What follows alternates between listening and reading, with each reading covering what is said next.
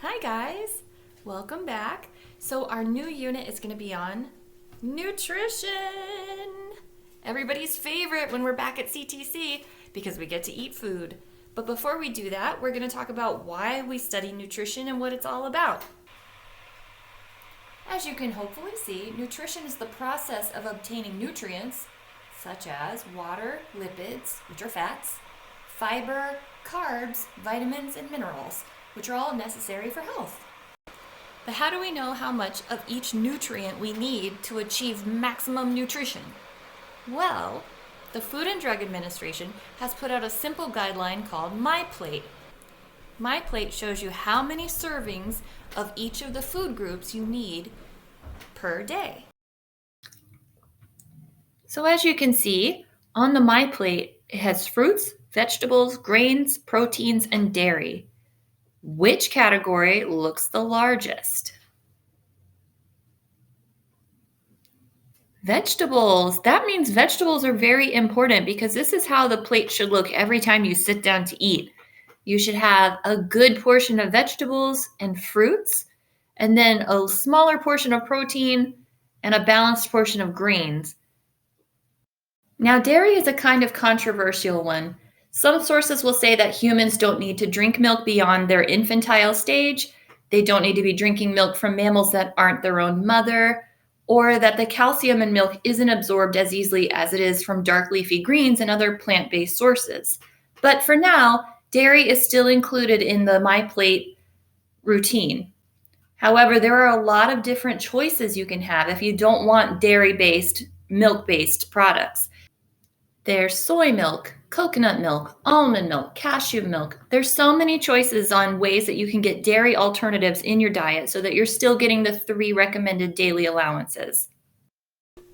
So what are the food groups? I'm going to give you the USDA's definition. Each food group includes a variety of foods that are similar in nutritional makeup, and each group plays an important role in an overall healthy eating pattern. Some of the food groups are broken down further into subgroups to emphasize foods that are particularly good sources of certain vitamins and minerals.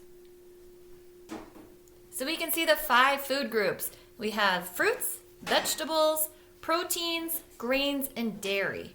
The largest group would be the plant-based group. So we're going to start with the fruits.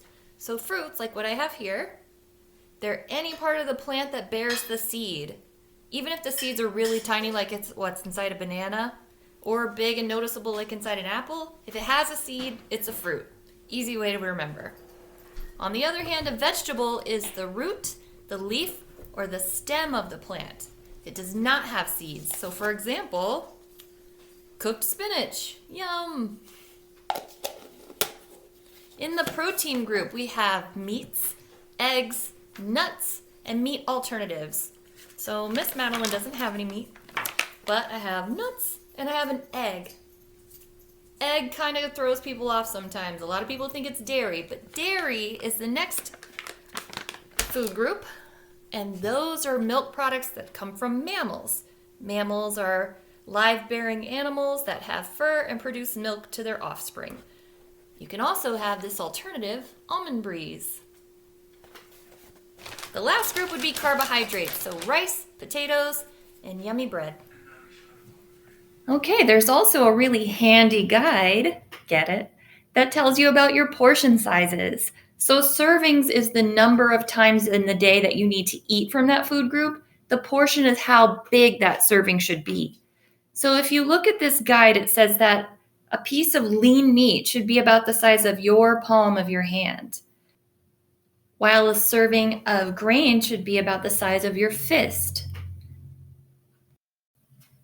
All right, so that was a lot of information. So we're just going to play a quick game of Rate This Plate. So looking at the 2 images, on the left, we have a plate that has fried chicken and macaroni and cheese. Does this plate follow MyPlate's guidelines? And how can you make it better?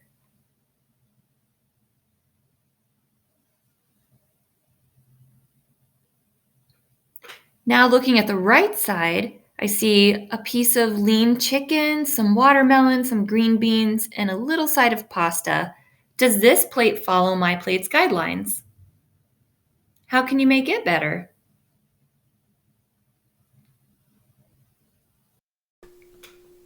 So that's it. Those are the 5 food groups. Your assignment now is to go find one example of each food group. And if you'd like, you can send a picture to me. I would love to see it.